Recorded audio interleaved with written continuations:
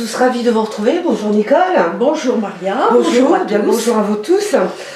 Nouveau rendez-vous, Infoconsommation, toujours avec l'association ASECO, sur des sujets qui vous concernent tous et qui nous concernent tous. Cette émission est enregistrée fin d'année, c'est-à-dire nous sommes au mois de novembre.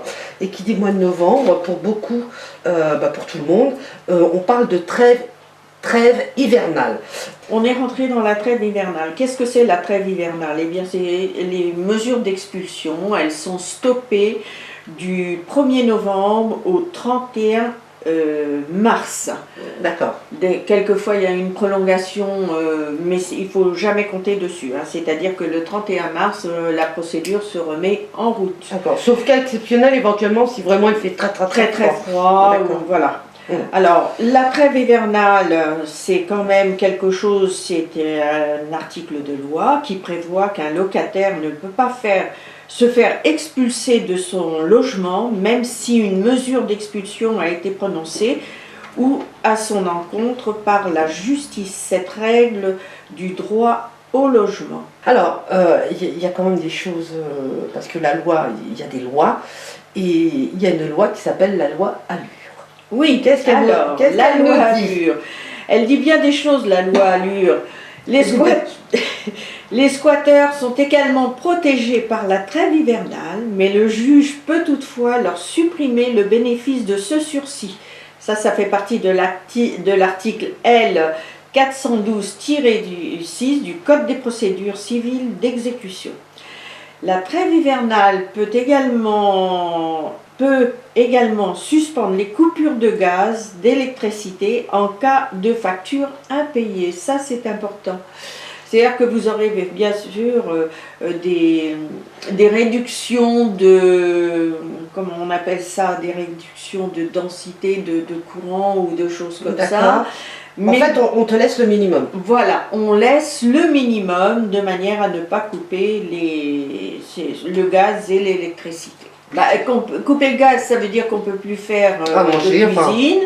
Couper l'électricité, pareil. Plus de lumière, plus de chauffage, plus de lave-linge, plus rien. Donc ça, c'est valable pour tout le monde. Ça, c'est valable pour tout le monde, que ce soit pour les mesures d'expulsion ou même pour les personnes qui n'ont pas payé leur facture d'électricité ou de gaz. Cette suspension s'applique à la mise en œuvre des expulsions avec l'intervention d'un huissier de justice et éventuellement des forces de l'ordre.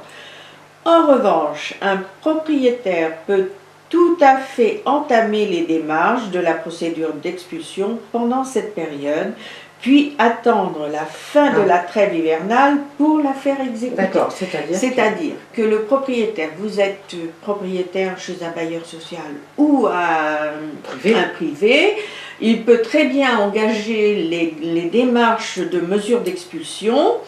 Ça veut dire que à la fin de la trêve, vous serez expulsé. Oui, ce sera fait. Voilà. Ça sera fait. Les démarches seront entamées, donc voilà quoi.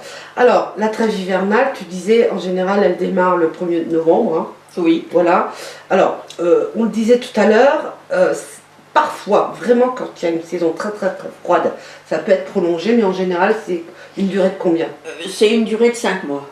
Du 1er novembre au 31 mars. Alors, moi, je vous donne un conseil. Pendant cette trêve hivernale, je vous conseille de vraiment rechercher un logement pour vous reloger, parce qu'à la fin de cette trêve hivernale, le locataire faisant l'objet d'une mesure d'expulsion doit obligatoirement quitter les lieux.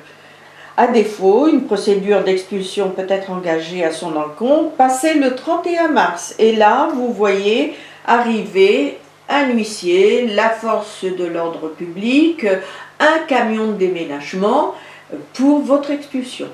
Donc, conseil, cherchez à vous reloger pendant cette trêve hivernale. N'attendez pas d'avoir de grosses dettes de loyer. Allez voir votre bailleur, demandez, faites-lui part de vos soucis. Demandez-lui un plan d'apurement, déjà, ça vous évitera les lettres recommandées qui sont toujours désagréables, ça vous évitera la venue d'un huissier. Que vous devrez payer. Et surtout, si vous êtes bénéficiaire de l'APL ou de l'AL, eh bien, ça vous évitera la coupure de ces allocations qui vous permettra de ne pas vous endetter davantage. Nicole, un numéro de téléphone s'il vous plaît. Oui, alors si vous voulez plus de renseignements, vous pouvez téléphoner à notre siège social qui est à Auxerre, 7 rue Max Quentin. Le téléphone, c'est le 03 86 52 89 32. Merci beaucoup Nicole, à bientôt. À bientôt, au Merci. revoir. Au revoir, merci.